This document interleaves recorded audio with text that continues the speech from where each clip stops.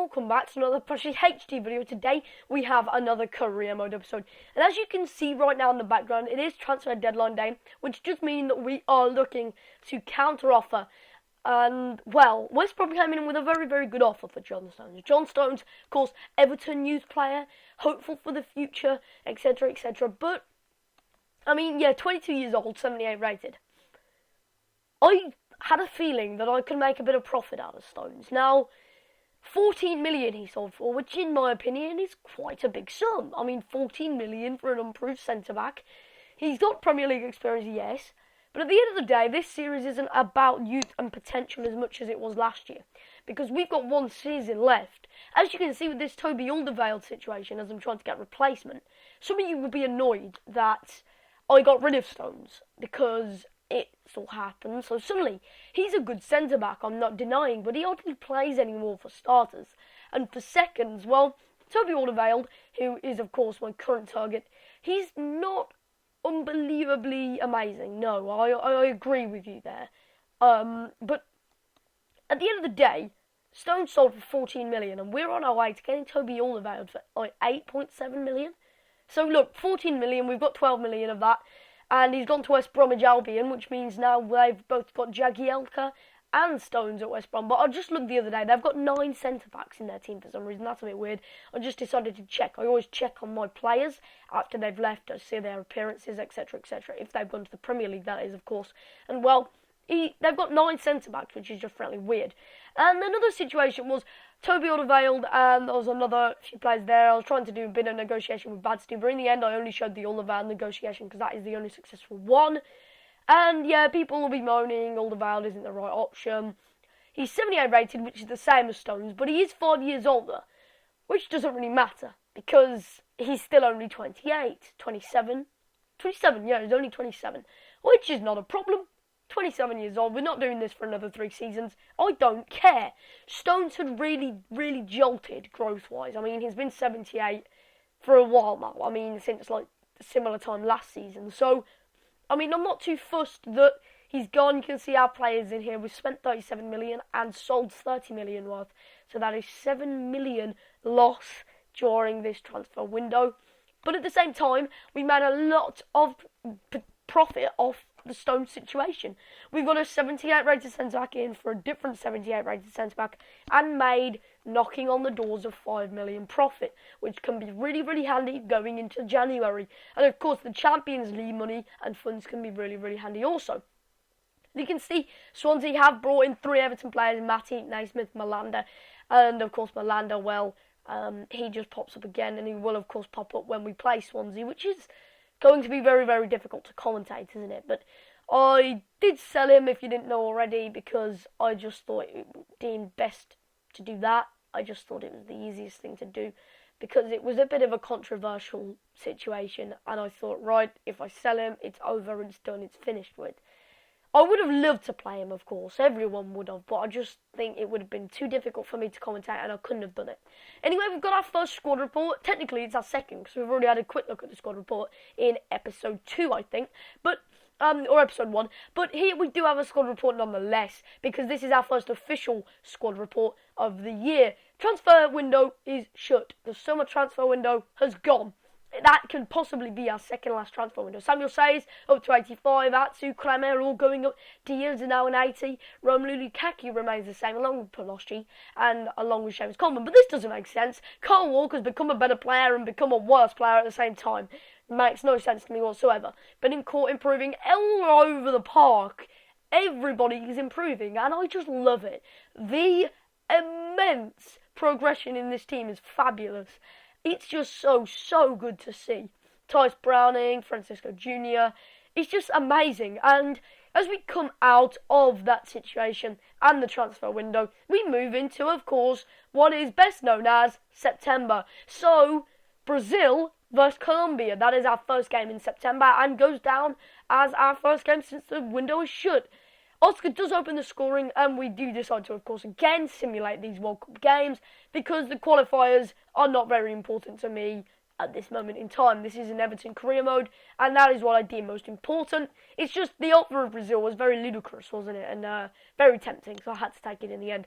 Colombia do manage to equalise, and that is how it stays, unfortunately. So Colombia managed to grab a point away from us there and steal 2 of ours. But Brazil versus Chile, can we turn it around against the side which includes Alexis Sanchez, Vidal?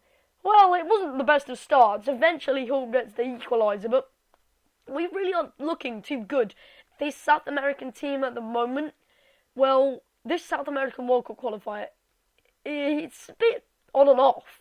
Neymar does put us in the 2-1 lead, however, and we do go on to win the game, I believe. So it was a victory, nonetheless, and 3 points in the bag.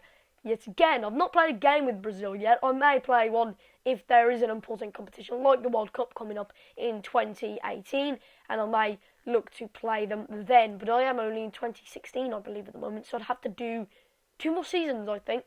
But, you know, going into our first Premier League game since the window shut, and it is against none other than Wolves. Wolves, it's the first time back in the Premier League, and, well, it's the first time that I've played them on career mode in a while, because, the truth is, when they went down to League One, I was just shocked, but they've been able to restore their side to the Championship, and now on FIFA, they've gone up yet again into the Premier League, and it's a bit of a reality check, isn't it? Because you're coming up against Premier League champions here. Of course, we were only just champions by like a point or like a goal or whatever, but we're champions nonetheless. Luckily for them, not much damage has been done just yet. Until Lukaku bursts through and he manages to just lethally smash it over. Not really the best of shots by him. But nothing seems to be falling Lukaku's way at the moment. Even if he does score in a game, he will still miss too many chances at this moment in time.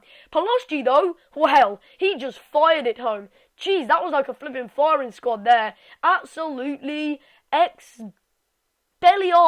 I don't know why that was going, but simply fabulous from Paloschi. That was absolutely insane. He just walloped that right into the roof of the net. Oh, I've just dropped my phone. Sorry about that, but that's just it's just mental. Seriously, Delafeu goes down the wing, and as he just tried to sneak the ball into the box, though, Akime manages to just about reach it in time. Common was the header, however, and it's tapped into Delafeu. Delafeu lobs it over towards Paloschi. Paloschi's touch is just sublime, just excellent, beautifully on point touch rather, from Alberto Paloschi. He's really good, Paloschi, and at the moment performing better than Lukaku to some extent, because he's just great. He's fast, he's strong, his touch is excellent, his shooting is slightly better at the moment, and it is 3-0 going into full time. But that wasn't it. They did get a penalty, and unfortunately for us, it does look like we're going to be stripped of our clean sheet as Jan Vertonghen brings and inevitably draws a penalty as he brings the player down. The thing is here, it's probably a penalty, but it was a bit of a weird one. But the problem is with this game, centre-backs seem to never grow.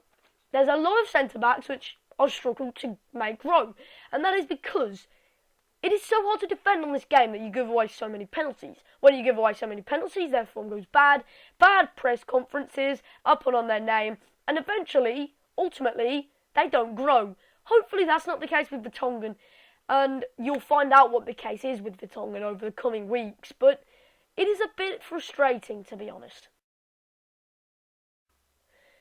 But I suppose as that escalated away, we do go into the final game of the episode. Because of the transfers, it did sort of cut down the game footage that I could fit into this one. It is PSV, in fact, at Goodison Park.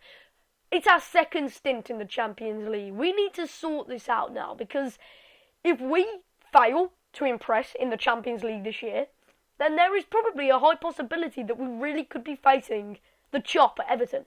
And no, I'm being serious, we could be sacked, because the board are so highly expectant of Champions League progression, of Champions League success, that even if our Premier League, objectives are met, the Champions League is something that we are having a second go at now. And being Premier League champions, you expect the English League champions, English League, of course, debatably, and a lot of the time, worldwide, called the best league in the world. Of course, that's just a debatable subject.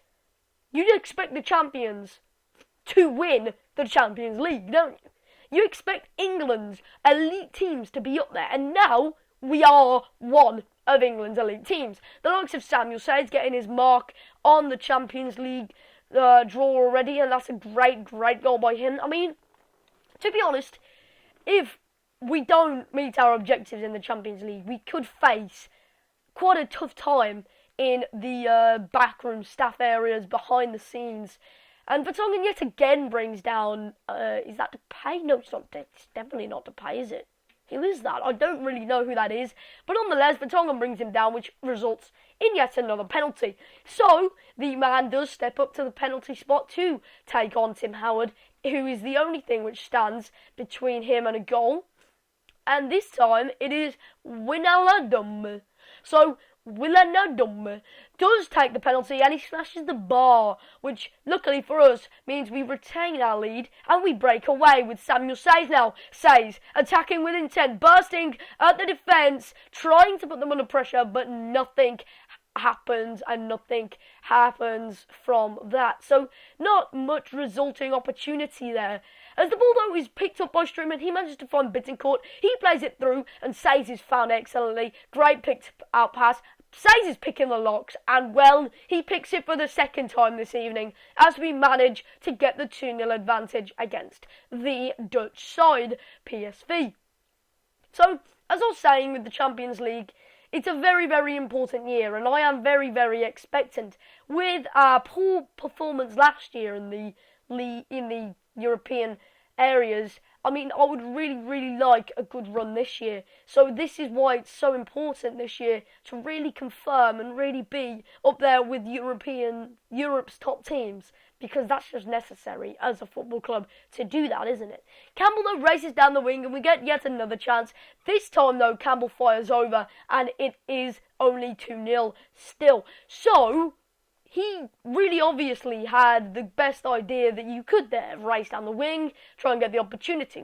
Sey's on a hat-trick though. He cuts inside, manages to find the ball through to Barkley, somehow reaches him, and well, Ross Barkley puts his mark on the game and his mark on the Champions League already. Barkley not doing too well in the league, but here in the Champions League, he's started excellently. Lukaku this time looking to get his share of the spoils, but he is not selfish. He passes it over to Bittencourt, who confirms victory with no doubt in our mind. We can almost relax now. It is 4-0, and well, we have tore apart the Dutch side here in this excellent game in Merseyside. So, on their visit to Goodison Park, they haven't been the most successful of teams, have they? But as we do approach and draw closer to the 90th minute, it is Lukaku who picks the ball up. He cuts inside and manages to past the PSV defender and eventually taps it in. I've just done it again, wowee. But ultimately, that was probably our best ever Champions League performance and probably our best ever Champions League win, posted in from Lukaku. And I don't know what I was on about there. I just went blah, blah, blah, blah. But anyway, I can be really unusual sometimes. But anyway, thanks for watching. If you did enjoy, make sure you smash that like button. Subscribe if you're new for more pricey HD content. FIFA 15 career mode coming your way. And I will see you next time.